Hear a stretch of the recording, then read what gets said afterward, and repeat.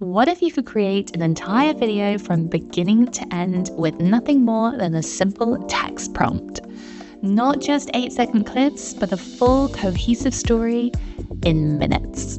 Last week, Heygen unveiled its game-changing Agentic video, and it's completely reshaping how we think about filmmaking. Welcome everyone to another creative AI session. So this session is essentially looking at some of the crazy tools out there and how they fit into a creative workflow. We explore lots and lots of different things, new stuff that has come out, as well as best practices to get the best out of your video, image, any kind of creation like that. All right. So today's session is about the future of AI video with this topic of more control versus less control. So we know that video AI has been evolving rapidly. We started off with very rudimentary kind of movements, funny little hallucinations, lots of different fingers on hands and people doing all sorts of crazy things and not really aligning what we want. And now we have amazing video models that really replicate amazing movement. We can even incorporate sound and talking and everything like that into prompts. So things have come a long way. But what's most interesting actually are the tools that are built around these video models. And some of them are being built to give you more control, and some of them are actually being built to give you less control. And that's what we're going to look at today, what that really means. So let me get through to the next slide. So before we start and launch into it, let's talk about today's journey. So we're going to talk about the tradition of filmmaking, what the process looks like, and how that is kind of transformed a little bit in terms of AI. Is there any difference in the way that we approach making a long form video? So we'll take a little look into that. We'll also take a little look into the creative AI process, what happens when we try to make a video, what the hiccups are, limitations, stuff like that. And once we've established that, then we can start thinking about more control versus less control. And we can take a look into these enhanced control tools that are being made and how they fit into filmmaking and image making and everything that we're trying to do right now. And then we're looking at the other side of the coin, and that's less control, more simplified automation that we can create a video, something that we have in our minds with a simple prompt that produces a long form video. So pretty exciting stuff. Let's get started. All right.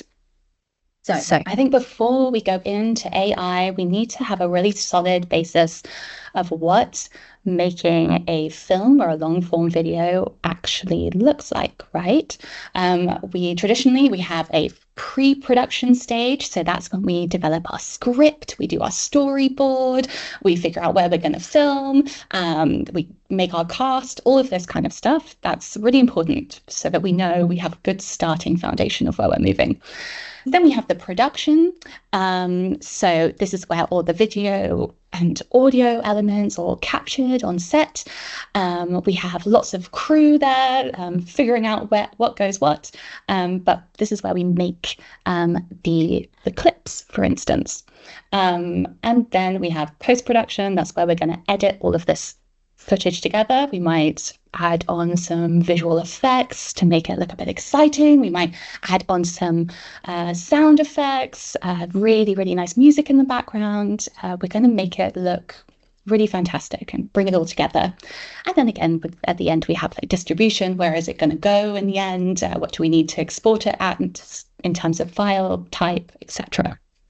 So this is our traditional filmmaking workflow, and it's very extensive, but it's actually something I think that even with the introduction of AI, we're not going to verge from too much. And whether it's going to be humans doing this process or whether it's going to be agents doing this process, I think it's going to be quite similar. We need to plan before we make something or understand what's going to happen. We need to make the clips that all come together, and we need to edit it together to make a long form film. So, knowing that, if we move over into a video that I made about 6 months ago, this is a production workflow using AI, and it kind of has a very similar kind of workflow. I planned it a little bit, and then I had to use different tools and compile them together, and edit it all together and publish it. And you can see how I put it together. So a lot of the time we think that using AI is just going to like erase our kind of thinking or our little creative input, or some of the tools that we have to use, but sometimes it just gives us some more tools to use as well. So just show you this little video that I had made. It's super simple. It's about 8 seconds. Und starte ruhig in die Woche. Atme tief durch. Und starte ruhig in die Woche. Okay, so that's LEEON. It's wishing everyone a very calm time in the week, and very simple to make. Obviously, this was before we had access to something like VO3, which allows us to incorporate voice into our generations, into our prompts.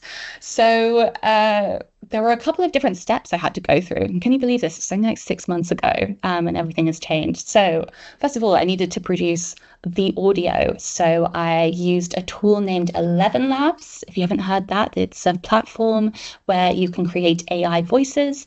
You can use this for audiobooks, for podcasts. You can clone your own voice.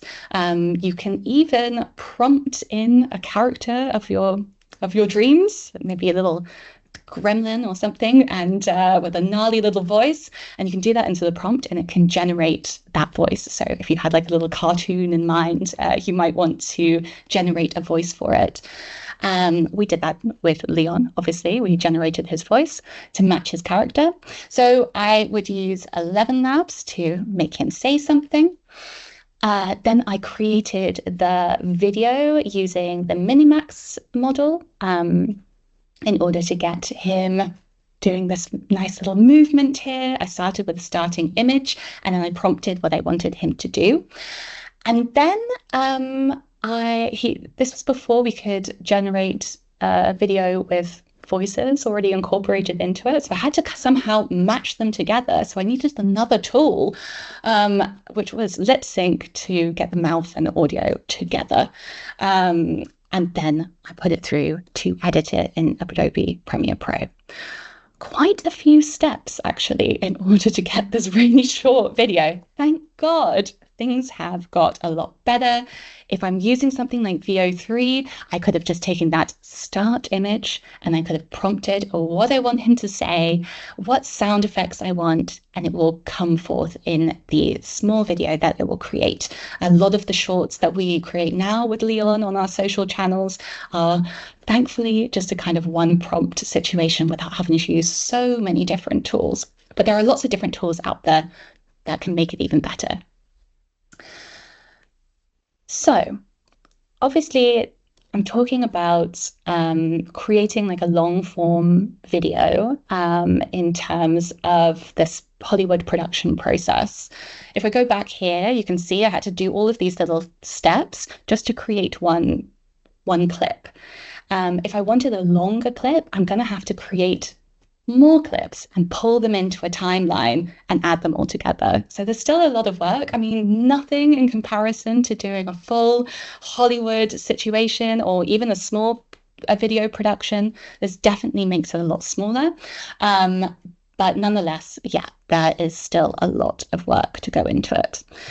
And so if we have to do a lot of work, it's kind of frustrating sometimes when we put in our prompts and we just don't get the right thing out. I think we've all had that problem, right? We have an idea, we have a plan, we go to our video model, we've got the prompt, we've got the image. Those are our best practices, right? Good prompt, good starting image. We put it in there, in this black box, this AI black box, does a little shake, does a little magic, comes out the other end, and it's either brilliant, exactly what we wanted, or absolutely rubbish. It's just awful, and we can't use it, and we have to do it again. And that's when we have to reiterate.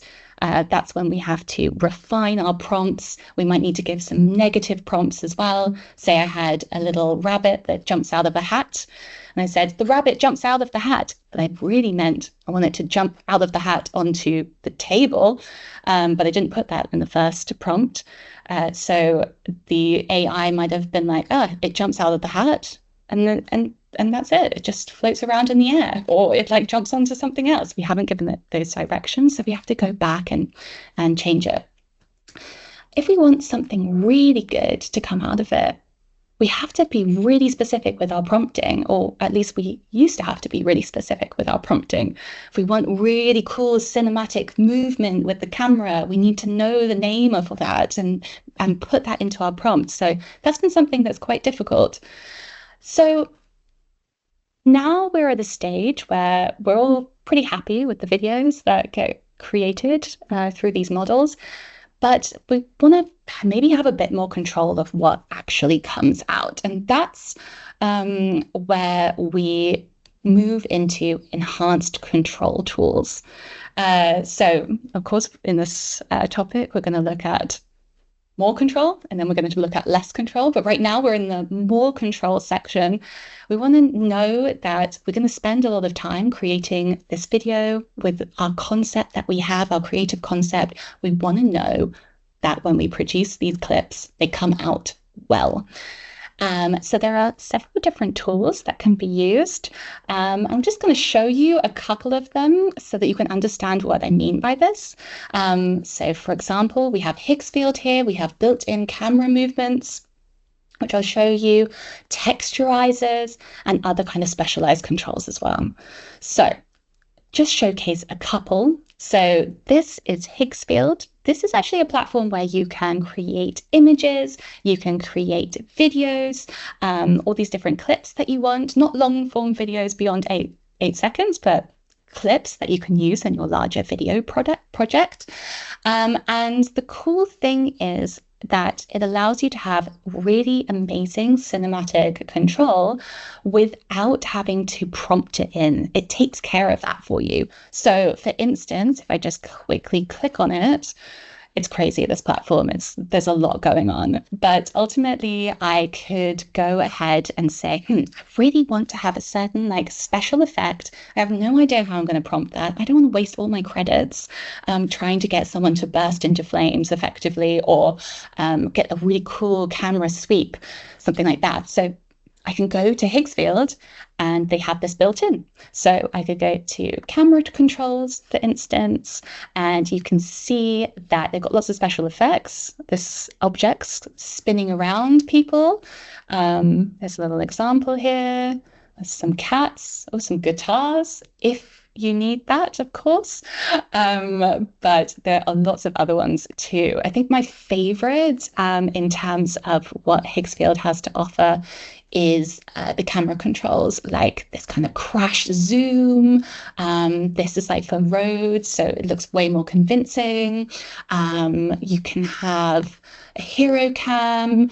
You can do a time-lapse human as well, so have things moving behind. So all of these things that are quite difficult to prompt, it takes it away from you. So how it would work is I would take something like this and go to generate, and then I would put in my start frame, my end frame, so some images that I generate, or could be real images as well. And then I put in the prompt, and it actually has a functionality that allows you to, it kind of makes your prompt better. And then it also adds on a special effect for you as well. And you can choose a bunch of different models here. And when I say a bunch, I mean tons. There are so many available. The cool thing is they're always getting access to new models. So they do often give a little offer for the week, like, oh, you can unlimited generations with, I don't know, VO3 or Minimax or something like that. So it's a pretty cool place to keep an eye on in terms of getting the most for your money. You can choose the duration as well. So actually you can go up to 10 seconds with this, which is actually pretty good. But ultimately, it gives you way more control over what you're trying to produce. Okay, so built-in camera movements. That's good. That's going to make our life easier. Texturizers. This is also another tool that has come out to enhance AI clips. So obviously we get some really good motion now and things can look really convincing. And we might think like, oh, cool, I'm going to make a short film or I'm going to make a little, I don't know, a little advert or something like that. And why not? I'm just going to use some AI clips and maybe I'm going to combine them with some clips I already have. I think when those two things come together, they look really you can really tell when something is AI, even if it's really good. It looks a little plasticky, and it's usually a lot lower resolution. So to put those two things together doesn't look so good. So texturizers allow us to make things look way more realistic. So it allows us to generate skin textures and make the hair more defined, make the fabric more, I don't know, textured as well. And we can do this with Texturizer. It's really cool as well because it allows you to keep certain areas of your images or your video unchanged as well. So we can say like, I don't really want every single thing to have all this fine detail. So you can turn certain things on and off, so you really get lots of control. So this is really one of those tools that is super into control and making sure that everything is perfect. And this means that, if you are making like a documentary or something, want to do a bunch of B-roll with AI, you can make it match the camera quality that you have done with real cameras. Okay. All right. So much creative control. There are so many tools out there. I could list them on forever, I think. And in terms of all the little things that you can do to make those 8-second clips that you are making work really, really well. And you can put them into your timeline and make a nice video. It gives you way more creative control. But what if we don't want more control? What if this is way too complicated? Control can sometimes feel a little bit overwhelming. There are so many different tools out there for different things that we can get tool paralysis. There's too many options. It can slow our decision making, our creative flow, get in the way. Learning curves as well. We have to remember that every time we find a new tool, we have to invest our time and money into it to master it effectively to get what we want. And then the project scope as well. Like not every video needs to be Hollywood level precision and control. And sometimes, we don't want more control. So what can we do about that? And this is where we are moving into another camp of video creation, these tools, which offer less control, where we can go in and we can have a prompt and we can say what we want and it will give it to us. We don't need to go into the nitty gritty of how the light is cast on someone's face. This is more useful for we're working in marketing. We want an explainer video. We want to rapidly test different videos to see what works in the market. And so we have a couple of different options for that. We've got two different systems here. We've got Opus Clip, and then we also have Heygen's Agentic video, AI-powered filmmaking, that's just been released. It was released last week. And they form this kind of less control, more material that we can work with to work on our marketing campaigns, or just get an end result so that we don't have to think of every single step. So let me introduce you to Opus Clip. Sorry. Right, so I'll just make this bigger. This is actually kind of like an editing software that allows us to take longer videos and make them smaller. So traditionally, if you had made a long form video, you'd have to get an editor to go in, transcribe it all, come up with what would be exciting, put it all together, and make lots of different new videos that we would share on socials or maybe in emails or something like that. Opus Clip makes this a little bit easier. I'll show you how. So it allows you to just take a video, super simple. You can either put in a link. So you could take a link from a Zoom meeting, you could take a link from YouTube, something like that. Or you can just upload the video yourself from your own files. And then let me see if I can just upload something to do an example. I'm doing it very short so we can have a little look. Okay, taking a little while. So we upload our video, and once we've uploaded it, then we can set a couple of different parameters. It gives us options, how long we want the clips to be, what key things we want to come up in the clips that we're making, stuff like that. So if you think of, if you are online and you see these videos from podcasts, for instance, they're promotional materials, and a lot of the time they want certain topics to be brought up because they think this will be really interesting and will really capture audiences to listen to the main podcast. This is where you could put in, oh, you know, I really love this passage about AI in the workplace, focus on clips with this included, and it will read those videos and edit them accordingly. Okay, let's see. We've only got 3%. All right. Is it going to work for us? Okay, yeah, so you can see it here. It will AI clip it for us, so we can decide how long we want it to be. We can include specific moments, as I said, everything like that. You can even do like presets of how you want it to look, and they also have some there. It puts captions on it, it makes it super exciting, and then we just click make the clips and it makes it for us. So I've already made some already, so let's get back to that and I can showcase it to you. So this was Nadine's AI Weekly the other day, and essentially what happens is when it splits it into clips, it gives us a little transcript. It edits lots of different moments together already for us. It gives us a little score here based on how well it thinks it will do in terms of virality, so how viral it will go online. And it gives a score, and it gives us multiple clips. It only takes a couple of minutes, and it gives us tons and tons of different clips to work with. We have a little bit of creative control that we can go in and edit the clip. So if I take us through here, we can see this, we can delete sections and it will edit it down at the bottom.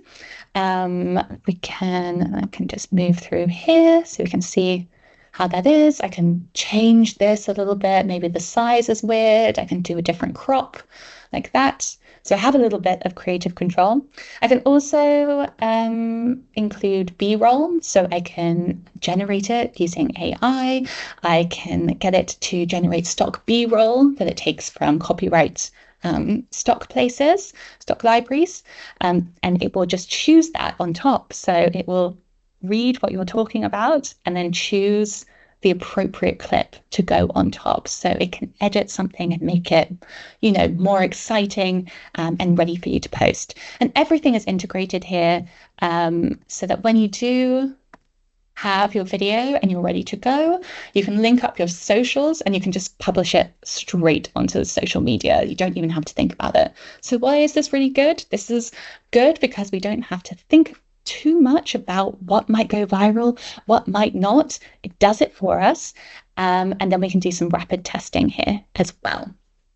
So a real example of less work here and getting a lot of output. All right. Okay, so that was Opus Clip. Now let's take a look at what the real future of AI filmmaking is. And this is really interesting. So Heygen launched last week their agent video. It allows you to put in your topic, your idea, some instructions, a script, anything that you want, just as a prompt, and you don't have to choose anything else. You can upload videos or photographs of something that you're talking about, and it will incorporate it into your video. But ultimately, you can just start with a prompt, and it will build a video for you from beginning to end. This is not your 8-second clips. This is talking about that full video production process we talked about in the beginning, from Hollywood, right from the start through to the end. And the agent does it for you. So from your prompt, it deduces what it needs to do. I need to get an avatar to start doing something. I need to make a couple of different clips of something else and then put it into a video. So I'm going to just showcase a couple of things from the community so that you can see how it works.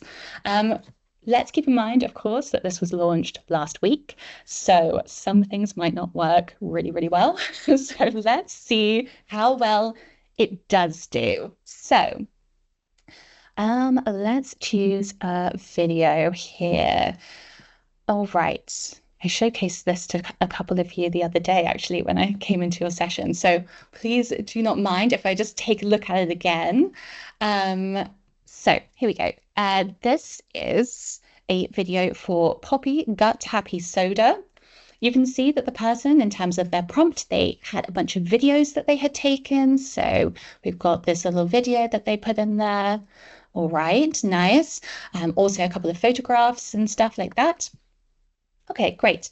And then they put a prompt for the video agent, and they said, create a natural, engaging 30 to 45 second UGC style script promoting Poppy, a prebiotic soda made with real fruit juice and apple cider vinegar. It also goes into talking about the target audience, the tone, video style, and just a couple of points to mention, not a full script, so just a couple of points to get woven into there.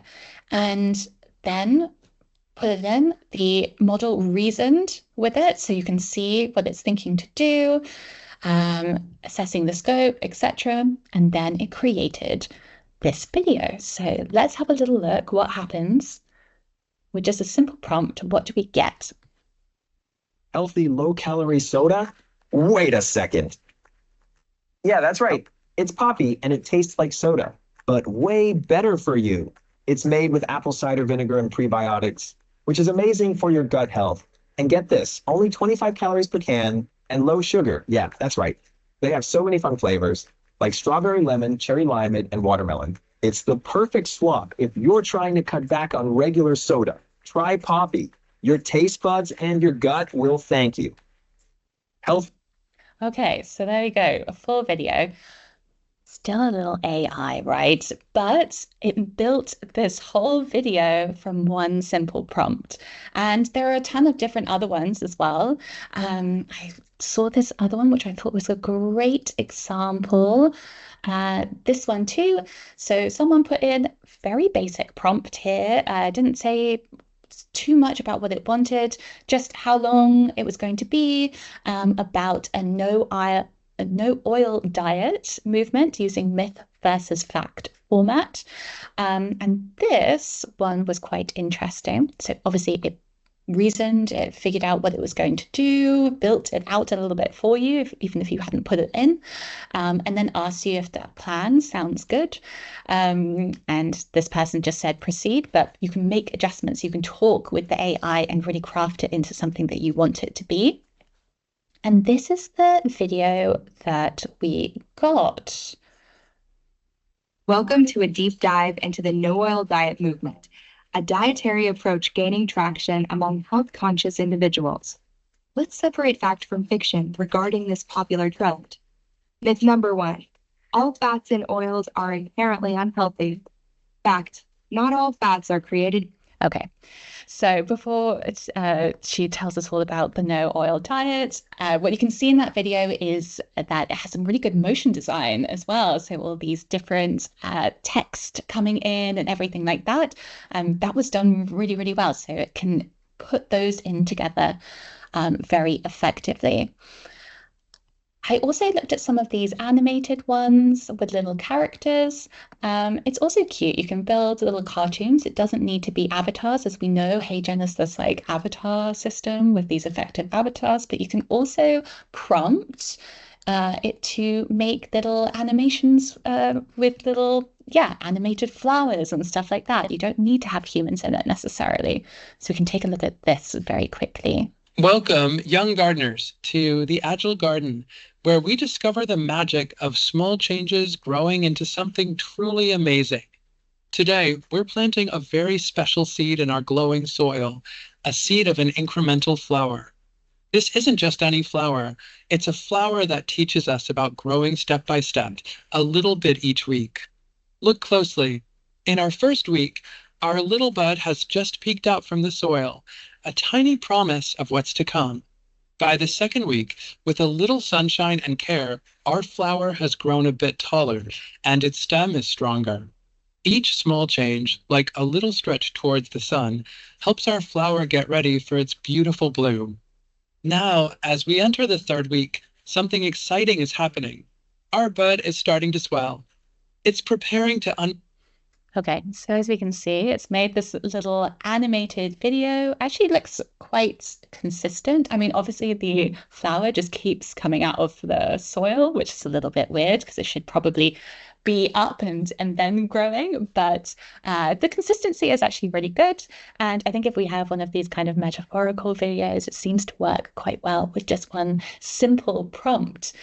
So we are obviously at a stage where this is brand new and we're trying it out. But I'm quite intrigued and impressed by what it's managed to do. And I think as more and more people create stuff and they get more feedback, it will get better and better. But yeah, I think this might be kind of a future way in which some of the videos that we will be consuming will be made. So yeah. Really, really interesting stuff. And I think you can go onto Heygen even without a subscription and have a little look at the gallery. So if you want to see what people have made and have a look at the prompts that they've been using, definitely do that. It's really, really interesting to see what can be made. All right. So that is the end of our little presentation here. We've got a little preview into where the future of video creation is going, from more intense control where we can make things look super realistic as if we're watching a blockbuster video. And we also go the other direction where we don't have to think about all the minor controls and we have something that is prompt-based that produces a final video for us without having to go dive into it too deeply. So yeah, really exciting stuff.